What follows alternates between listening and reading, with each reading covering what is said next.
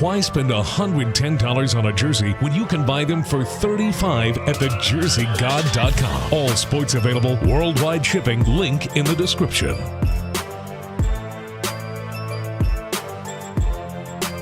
What's going on, guys? It's LQG, and today I'm back with another video. So today we have for you guys NBA Legends explain how good Chris Paul is. Make sure to let me know down in the comments below where you have Chris Paul on your all-time point guard list. Especially after this finals loss, I'm really interested to see where you guys have it ranked, so I'll be going through and reading all the comments. Also, make sure you guys leave a like on this video. Let's see if we get 100 likes, and make sure you guys subscribe to the channel to catch all the new content. We are releasing daily videos for the rest of 2021, so you don't want to miss out.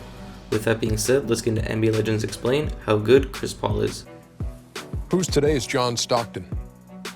I would put Chris Paul in that conversation. I know they play differently and they look different, and Chris is much bigger, but John was one of the strongest guards in the league. I don't know if you guys felt that. I got hit by one of them screens. Yeah, he would, but the toughness, the competitiveness, I see a lot of that in Chris Paul, and the point guard mentality. What's happened today, you guys know, but point guards are more looking to score. You got guys who really want to score. John was always looking to pass. I always feel like Chris Paul can score whenever he wants, but he's got a kind of an old school point guard mentality. I would tell Jeannie I would add some money to get CP3, you know, because it'll be perfect for LeBron, it would be perfect for AD, and be perfect for the role players. What has Chris Paul done for the Phoenix Suns? Ayton, we didn't see this Ayton until Chris Paul got there, the game right? Easier for him, right? The Bridges, all these guys, he makes the game so easy, and you're gonna get shots that you've never gotten before, right? Because you got a guy who's a pass-first point guard.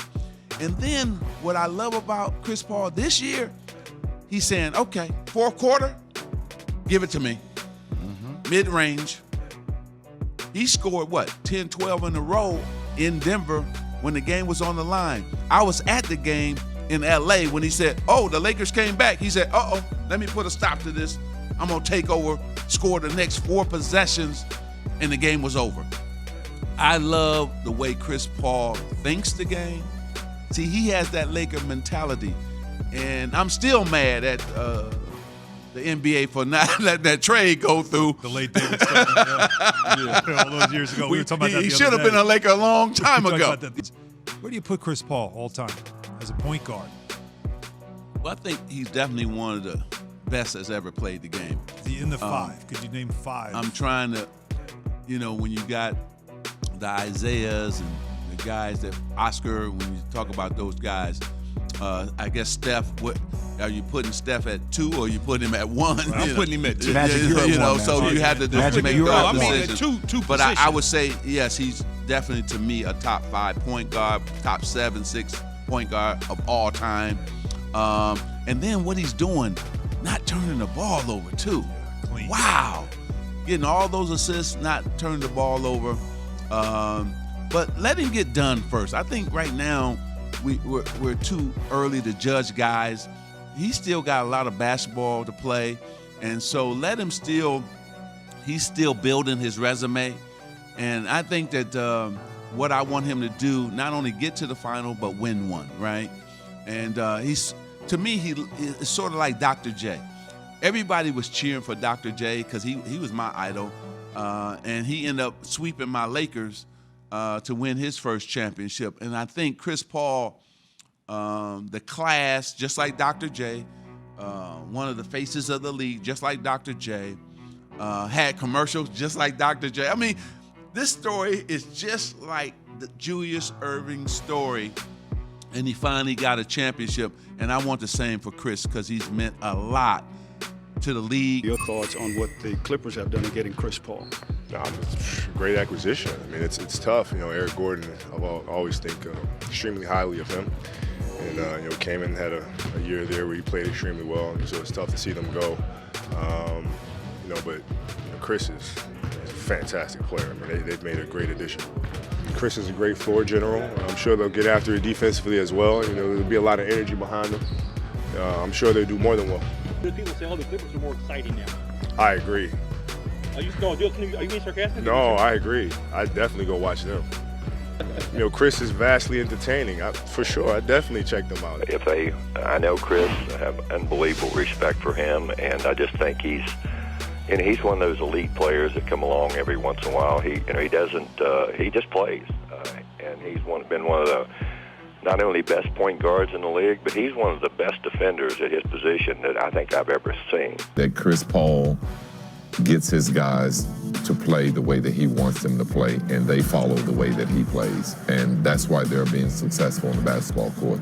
They don't come down, they don't take bad shots, they don't give up on the defensive end, they play hard every possession. And I think that all is a feed from the way Chris Paul plays and the way that he gets his guys to believe that they have to play that way to win. They know that they're undermined man. They know that Chris Paul is not a LeBron James and he's gonna dominate in scoring, but his leadership and his way that he guides his guys turns out to be wins. How big an influence was Chris Paul earlier in your career? And how would you sort of characterize the relationship with him? He was a great mentor when it came to understanding how a guy on his level prepared over the summer for an NBA season, how disciplined he was, his kind of work ethic, and I got to see that firsthand after summer league through the beginning of the season, and obviously got a Carolina connection, but he kind of just demonstrated firsthand what it takes to be great in this league, and it was a nice little eye opener for me that summer. Work out with him, compete against him, and take that confidence I had into my rookie year and get off on a good foot. Was the summer right after you got drafted? Yeah, 2009. Following the game tonight, Chris was asked about you, and he said, it's nice to play alongside a guy who pushes you, and he talked about the trust that you two have with one another. Just what's it been like leading this team alongside Chris, and how have you two been able to elevate each other's games? Like you said, iron sharpens iron. We both hold each other accountable. We both have that similar approach where we want to win at all costs. We're not worried about hurting anybody's feelings, on our team or the other team. We're going out there to win basketball games and whatever it takes to do that. And, I'm learning from him every day. He's been in every situation, that I want to get to. So I have the cheat code of being alongside of him, his backcourt mate. From on the court to off the court, just everything he does, I'm a sponge to it. So that's it for this video, guys. I want to thank you guys so much for watching. If you did enjoy, make sure you leave a like and also subscribe to the channel. Like I said at the beginning, we're releasing daily videos for all of 2021, so you don't want to miss out. And yeah, I'll catch you guys on the next video. Thank you guys for watching and have a great day.